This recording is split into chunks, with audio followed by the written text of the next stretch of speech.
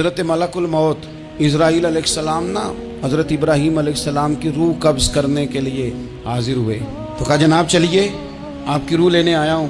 تو حضرت ابراہیم علیہ السلام فرمانے لگے اسرائیل، یہ قاضی ثناء اللہ صاحب پانی پتی رحمۃ اللہ علیہ نے اس کو تفسیر مظہری میں لکھا ہے۔ حضرت ابراہیم خلیل اللہ علیہ السلام فرمانے لگے اسرائیل، کیا کوئی خلیل بھی اپنے خلیل کی روح قبض کرتا ہے؟ واتخذ اللہ ابراہیم خلیلا، اللہ نے تو مجھے دوست بنایا، دوست ہو کے دوست کی روح قبض کرنے جا رہا ہے۔ حضرت اسرائیل نے ارادہ چھوڑا اور حضرت ابراہیم کا وہ جملہ لے کے رب کی بارگاہ میں حاضر ہوئے۔ عرض کی مالک جناب ابراہیم علیہ السلام نے فرمایا ہے کہ اللہ کی بارگاہ میں عرض کرو کہ مالک کیا کوئی خلیل بھی اپنے خلیل کی روح قبض کرتا ہے؟ تو رب کریم نے فرمایا اب میرا بھی پیغام جا کے جناب ابراہیم کو دے دو، ان سے جا کے کہو رب فرماتا ہے کیا کوئی خلیل بھی اپنے خلیل کی ملاقات کو ناپسند کرتا ہے؟